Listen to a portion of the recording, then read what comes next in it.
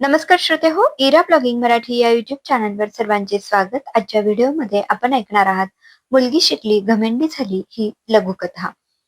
बायका शिकल्या की घमेंडी होतात आणि म्हणून हे असे घटस्फोट होतात. पाहिलं ना, लग्नाला अगदी 6 महिनेही होत नाही, तोच घटस्फोट होऊ लागलेत. मंदार टीव्हीवरच्या बातम्या बघत होता आणि सोबतच शेजारी बसलेल्या आपल्या मित्राशी बोलत होता. थोडक्यात घटस्फोटाला कारणीभूत एकमेव मुलीचा घमंडीपणा यावर दोघांनी अगदीच शिक्का मारला होता. पलीकडून स्वयंपाक करणारी त्याची बायको त्यांचं बोलणं मन लावून ऐकत होती.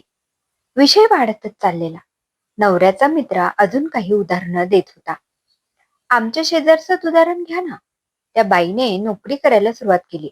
हातात पैसे यायला लागले. वर ऑफिस मधल्या कर्मचाऱ्यासोबत लफडेही सुरू. मग काय, घेतला घटस्फोट. काय एक एक बायका असतात ना. आधीच्या काळी बरं होतं. बायका कमवत नसत.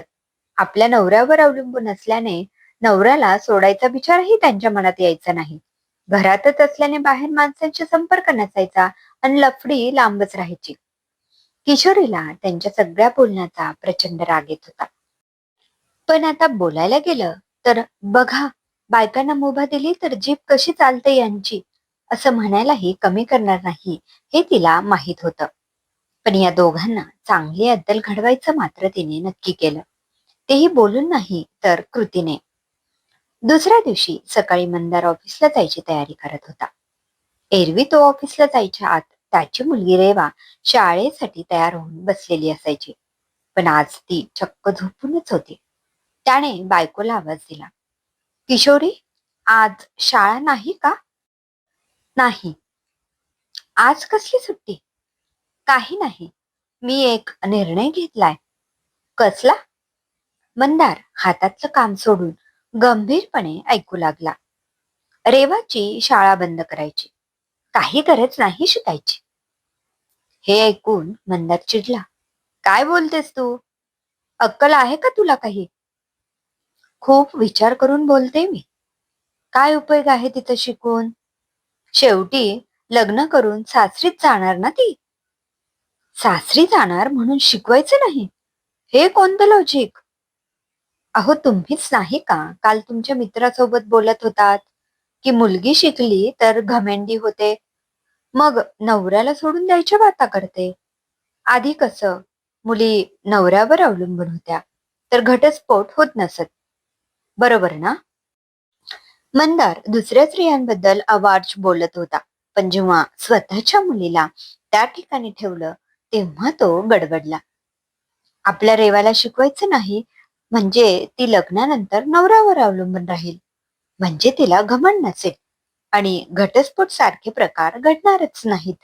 काय वाटतं? मंदार मौनच होता. तेवढ्यात मंदारची बहीण म्हणजे रेवाची आत्या दारात. ननंदबाई, या आज सकाळी सकाळी. वहिनी, आधी हे घे पेढा. मला जॉब मिळाला. 10 लाखाचं पॅकेज आहे. हे ऐकून मंदार खुश झाला. काय सांगतेस? अभिनंदन. पण ताई, तुम्ही नका करू हा जॉब. वहिनी असं बोलल्यावर ननंदबाई आश्चर्यचकित झाल्या. वहिनी असं का बोलते? अहो ननंदबाई, तुम्हाला माहित नाही? बायका नोकरीला लागल्या तर घमंडी होतात आणि ऑफिसमध्ये अफेअर करून नवऱ्याला घटस्फोट देतात. बरोबर ना हो? मंदारकडे बघत किशोरी म्हणाली. मंदारने मान खाली घातली.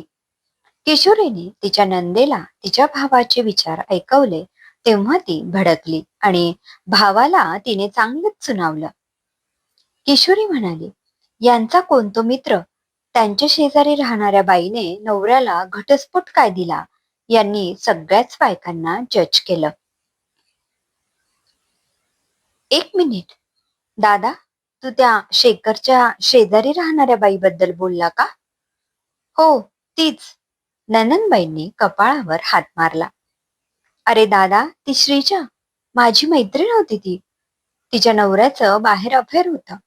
त्याने तिच्या नादात नोकरीला लाथ मारली आणि तिच्या मागे मागे करत सुटला. माझ्या मैत्रिणीने संसार चालवण्यासाठी स्वतः कमवायला सुरुवात केली. ती कमावते हे तिच्या नवऱ्याला सहन झालं नाही. तो दारू पिऊ लागला आणि तिने त्याचं पित्तळ उघडं पाडलं म्हणून तो अजूनच पिसाळला. त्याच्यावर शिंतोडे उडायला नको म्हणून त्यानेच तिच्यावर घाणेरडे आरोप केले. तिच्या चारित्र्यावर संशय घेऊन तिची बदनामी केली. शेवटी असह्य होऊन तिने त्याला घटस्फोट दिला. दादा, याला स्वाभिमान म्हणतात रे. आणि तुम्ही या स्वाभिमानाला खुशाल घमेंड नाव दिलं. मला एकच सांग, उद्या तुझ्या रेवावर अशी परिस्थिती आली आणि समजा ती स्वतःच्या पायावर उभी नसेल तर? नवऱ्याचा मार खाऊन मरत मरत जगायचं तिने? अजिबात नाही. मी तिला इतकं मोठं करेन की कोणाच्या एका पैशाची गरज पडणार नाही तिला. मंदार कडाडला. तेव्हा दोघीही त्याला म्हणाल्या, हो ना, मग हाच विचार सर्व स्त्रियांबद्दल करत जा. घटस्फोट घेण्यामागे फक्त घमेंड हे कारण नसतं, तर एक आत्मविश्वास असतो, अन्यायाच्या विरुद्ध जाऊन स्वाभिमानाने जगण्याचा. समजलं? हे कायम डोक्यात ठेव आणि या असल्या स्त्रीद्वेषी मित्रांसोबत चर्चा करणं बंद कर. मंदारला त्याच्या बायकोने आणि बहिणीने चांगलाच धडा शिकवला. मंदार बायकोला म्हणाला, पटलं मला, पण ते रेवाला शाळेत पाठव ना. आज ट्रेनिंग आहे तिच्या टीचर्सची, म्हणून सर्वांना सुट्टी दिली. मी रिकामी नाही लेकीला परावलंबी करायला. समजलं? हे ऐकल्यावर मंदारला दिलासा मिळाला.